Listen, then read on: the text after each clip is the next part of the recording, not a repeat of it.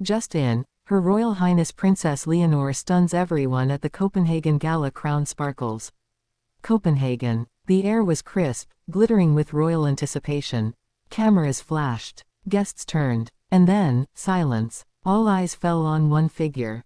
Princess Leonor of Spain. Walking through the marble entrance of the Grand Gala, she didn't just attend the event, she owned it. Unexpected. Effortless. Radiant. The room, filled with Europe's most powerful royals and dignitaries, froze. Spain's future queen had arrived, and she stunned everyone. It wasn't just another royal appearance. This was a statement, a transformation, a signal to the world that Princess Leonor has stepped fully into her royal destiny. The Copenhagen Gala was meant to celebrate cultural diplomacy, an evening of elegance uniting Europe's future leaders. But by the end of the night, no one was talking about politics or art.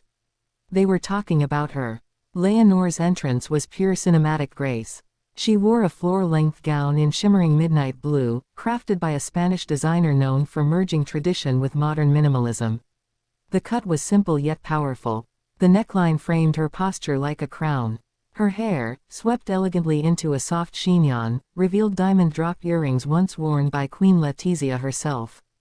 This wasn't just fashion, it was symbolism, a daughter honoring her mother's legacy while stepping out from her shadow.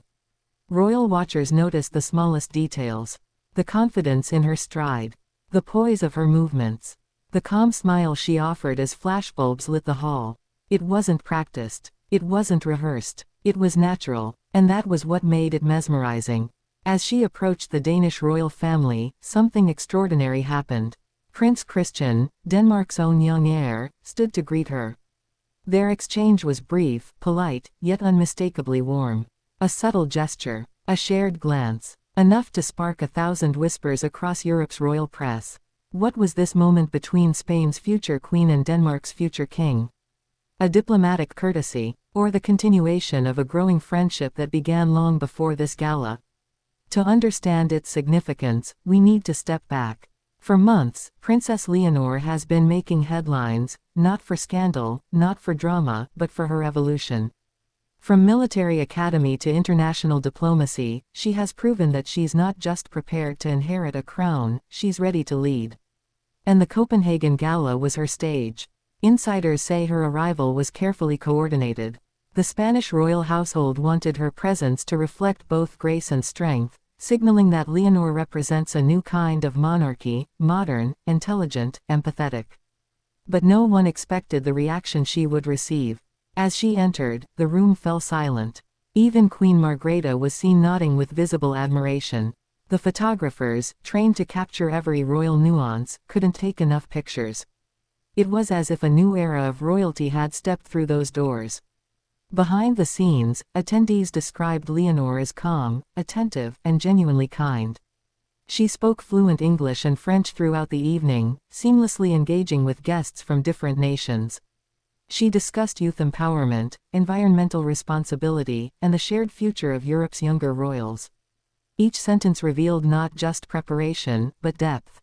At one point, Leonor was seen laughing softly during a conversation with Prince Christian and Princess Josephine. Observers described their interaction as easy, comfortable, natural. The chemistry between the young heirs did not go unnoticed.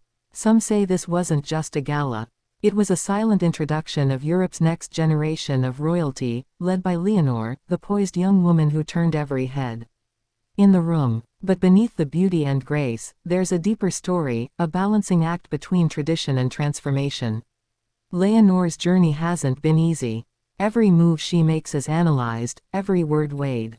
Queen Letizia, known for her perfectionism, has trained her daughter to navigate public life with discipline. King Felipe, a figure of integrity and restraint, has guided her sense of duty. Yet tonight, in Copenhagen, Leonor stood entirely on her own. She didn't look like the protected daughter of Spain's royal couple. She looked like a monarch in the making. As the night continued, she joined the gala dinner.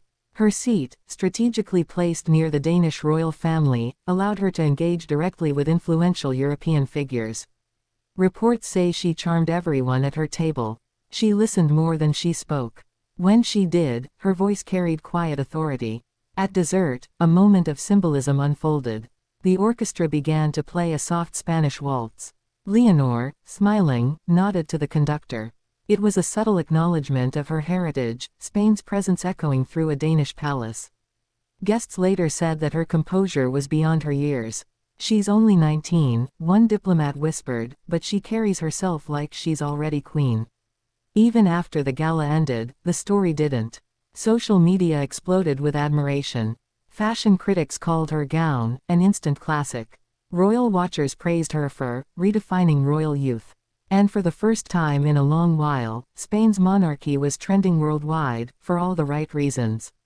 But beneath the glamour, there's strategy. The Spanish monarchy has been rebuilding its image after years of quiet scrutiny. Leonor's emergence is the centerpiece of that renewal. She represents honesty, hope, and a connection with her generation. Her presence at the Copenhagen Gala was no accident, it was diplomacy disguised as elegance. The deeper question is, how much of this night was personal? And how much was political?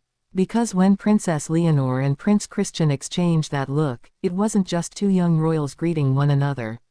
It was Spain and Denmark sharing a glimpse of the future.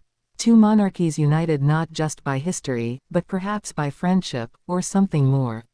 Royal insiders claim that after the dinner, Leonor joined a smaller after-reception hosted by Queen Mary. There, she was reportedly seen speaking privately with Christian again. The tone was light, casual, but filled with respect. Those present described the chemistry as unmistakable, genuine admiration on both sides. By the time Leonor departed the gala, the media frenzy had already begun. Cameras followed her as she stepped into her car. The flashlights reflected off her gown, creating a halo of light that seemed almost cinematic.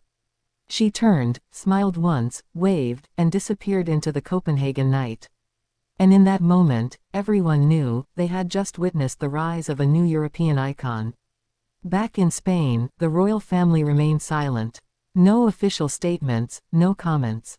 Just a carefully chosen photograph released days later, Leonor smiling modestly, her hair down, her caption simple, grateful for a wonderful evening.